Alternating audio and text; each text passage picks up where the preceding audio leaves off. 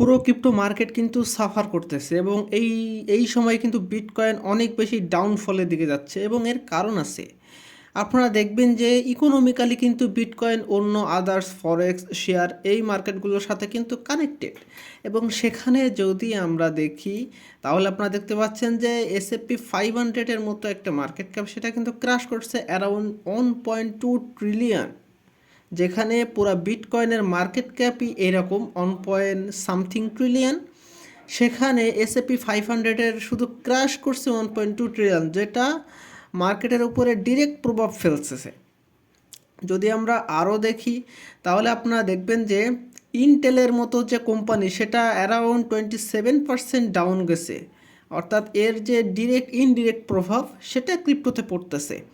আমরা যদি এর উপরে কালকের যে নিউজগুলো দেখি সেটার ভিতরে ইম্পর্টেন্ট সেটা হচ্ছে যে একটা জেনেসিস ট্রেডিং, যেটা মূলত একটা ওটিসি ট্রেডিং প্ল্যাটফর্ম, সেখানে তারা যে ফ্রডটা করেছিল তারা এখন বলতেছে তারা 1.5 বিলিয়নের উপরে বিটিসি এবং ইথেরিয়ামকে তারা রিপেমেন্ট করবে এবং এই নিউজ আসার সাথে সাথে কিন্তু আপনার হচ্ছে মার্কেটে একটা প্যানিক সিচুয়েশন তৈরি হয়ে গেছে। তো ওভারঅল বলতে গেলে এগুলোই মার্কেটের উপরে খুব বেশি প্রভাব ফেলতেছে এবং আপনারা আরও অনেক কিছু এই মার্কেটের সাথে দেখে থাকবেন যে মার্কেটে কিন্তু এছাড়াও অনেক কিছু নিউজ আছে যে নিউজগুলো মার্কেটকে প্রভাবিত করতেছে। যেমন আমি যদি আপনাদেরকে বলি, অবশ্যই দেখাবো আমি এই ভিডিওতে যে কোন নিউজগুলো। যদি আমি বলি যে ওভারঅল যদি আমরা ধরি 2024 সালের ভিতরে, তাহলে প্রায় ক্রিপ্টো ইন্ডাস্ট্রিতে 1 বিলিয়নের উপরে যে অ্যাসেট সেটা কিন্তু কি ফ্রড হয়েছে, লসেস হয়েছে, মানুষের কাছ থেকে হ্যাক হয়েছে। তো এগুলো কিন্তু ক্রিপ্টোতে ডিরেক্টলি ইনডিরেক্টলি কিন্তু প্রভাব ফেলে।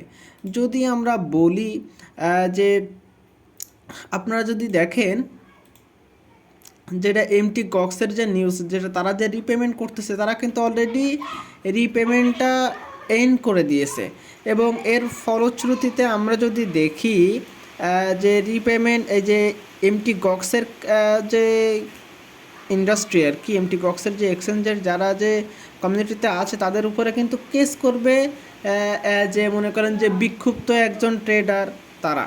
তো এই নিউজ কিন্তু মার্কেটে আসতেছে, যে কারণে মার্কেটে কিন্তু স্বস্তি ফিরতেছে যে মার্কেটে যে কেউ এরকম না নিউজ হচ্ছে দিয়ে মার্কেটকে ডাউনফলের দিকে না নিয়ে যায়। এবং আমরা যদি এই মুহূর্তে দেখি এমটি গক্সের এক্সচেঞ্জারে কিন্তু খুব বেশি বিটিসি বাকি নেই।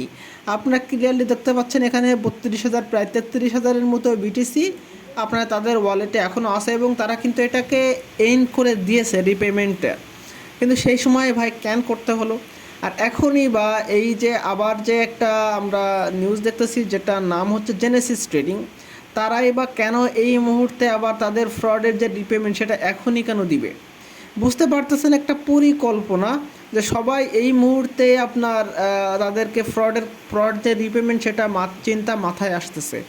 আপনি যদি বলি ইউএসের কথা, তারাও কেন এই সময় বিটিসিটা সেল দিতেছে যাতে মানুষের ভিতরে প্যানিক সিচুয়েশান তৈরি হয়। তো ওভারঅল যদি আরও নিউজ বলি সেটা হচ্ছে যে এই মুহূর্তে সবথেকে বড় যে নিউজ যেটার কারণে মার্কেট কখন কি হয় বলা যাচ্ছে না, বিকজ আপনার হচ্ছে যেই জিওপলিটিক্যাল যে টেনশন যেটা মধ্যপ্রাচ্যের ক্ষেত্রে হচ্ছে যে ইরান ইসরায়েল, কখন জানি না, যদি না ইরান ইসরায়েলের উপরে অ্যাটাক করে তাহলে কিন্তু মার্কেটে আরও ডাউনফল আমরা দেখতে পাবো এবং সেটা মার্কেটে কিন্তু ডিরেক্ট আমরা দেখতে পাবো, যার কারণে আপনাদের পোর্টফোলিও যতই ডাউনে যাক পোর্টফোলিও কিন্তু তার থেকে আরও ডাউনে যেতে পারে এই নিউজটার কারণে। সুতরাং আপনারা সবসময় চেষ্টা করবেন মার্কেটে অ্যাক্টিভ থাকার জন্য, যে কখন কোন নিউজের ফলে মার্কেটটা যে ডাউন ট্রেন্ড হবে সেটা তো বলে দিচ্ছি। এইটা যদি ঘটে তাহলে দ্রুত সময়ের ভিতরে আপনারা হয়তো স্টপ লস বলেন, সেল বলেন, যাই কিছু করে মার্কেটে টিকিয়ে রাখবেন। But as a long time হোল্ডারের জন্য চিন্তা করার দরকার নেই, মার্কেট আবার রিকভারি হবে। যদি আমরা বলি যে আপনার মধ্যপ্রাচ্যে কিন্তু অলরেডি ইরান কিন্তু হুঁশিয়ারি দিয়েছে এবং তারা প্রিপেয়ার, মানে হচ্ছে যে ইসরায়েলে কিন্তু অ্যাটাক করবে, সো বি কেয়ারফুল।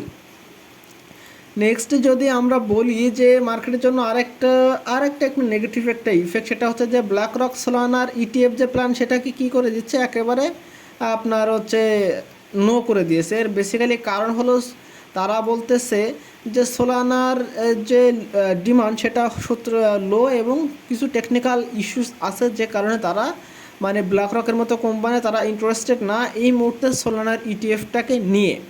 সো এই নিউজগুলো কিন্তু মার্কেটে ঘুরতেছে ফিরতেছে এবং মানে হচ্ছে কোনো দিক থেকে না কোনো দিক থেকে মার্কেটে ডিরেক্ট এবং ইনডিরেক্ট কিন্তু ইফেক্ট ফেলতেছে। এবং যদি আমরা দেখি মার্কেটের ক্ষেত্রে তাহলে আমি যদি আপনাদেরকে মার্কেটের এই মুহূর্তের ওভারভিউটা দিয়ে দিই বিটকয়েনের, আপনারা এখানে দেখতে পাচ্ছেন যে গত 7 দিনের যে রিজার্ভ সেটা কিন্তু লোয়ের দিকে, অর্থাৎ মার্কেট কিন্তু খুব একটা নিচে যাওয়ার পসিবিলিটি কম, উপরে যাওয়ার পসিবিলিটি বেশি। যদি আমি আপনাদেরকে সিম্পল আজকে জিনিস দেখাবো, বেশি গভীরে যাব না। যদি লিকুইডেশন ম্যাপটা দেখাচ্ছে তাহলে সেখানেও দেখতে পাচ্ছেন নিচের দিকের প্রফিট নেওয়ার মতো কিছু নাই, সুতরাং মার্কেটকে যাইতে হলে উপরের দিকে যাইতে হবে। এবং অবভিয়াসলি একটা জিনিস সেটা হচ্ছে যে মার্কেটের বলতে পারেন মার্কেটের যে সিএমই গ্যাপ সেটাকে যদি ফিল আপ করতে হয় তো মার্কেটকে অবশ্যই 58,700 অ্যারাউন্ড এই রেঞ্জ পর্যন্ত আসতে হবে।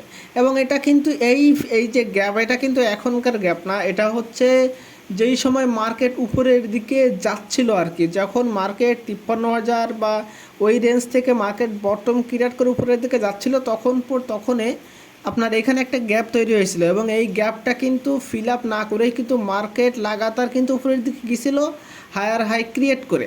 সেখান থেকে কিন্তু মার্কেট ডাউনফলের দিকে যাচ্ছে, লোয়ার লো ক্রিয়েট করতেছে। এবং যতদূর যদি মার্কেটের আমরা ট্রেন্ডটা দেখি তাহলে মার্কেট ট্রেন্ড বলতেছে মার্কেট এখান থেকে সিএমই গ্যাপ নিতে পারে।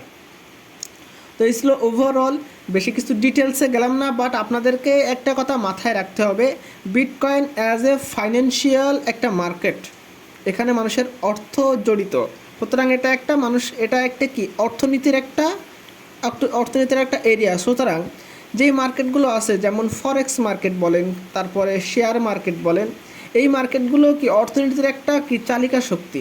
সুতরাং অর্থনীতির যোগসূত্র হিসেবে ওই মার্কেটের সাথে ক্রিপ্টো মার্কেটের কিন্তু ডিরেক্টলি ইনডিরেক্টলি রিলেটেড আছে, যেই কারণে আপনারা বলতে পারেন যে মার্কেটে যেই আপনার হচ্ছে আপনার ইন্টেল এবং বলতে পারেন যে S&P 500-এর মতো যেই বড় বড় শেয়ারগুলো যদি ক্রপস হয় সেক্ষেত্রে বিটকয়েনও ক্রপস হবে, বিটকয়েন ডাউন ট্রেন্ডে যাবে, এইটাই স্বাভাবিক। এবং এই কারণে কিন্তু মার্কেট নিচের দিকে যাচ্ছে। সেগুলো রিলেটেড করলে আপনারা ইনিশিয়াল অবস্থায় একটা ভালো মতন একটা কনফার্মেশন পাবেন যে বিটকয়েন মানে কত দূর যাবে।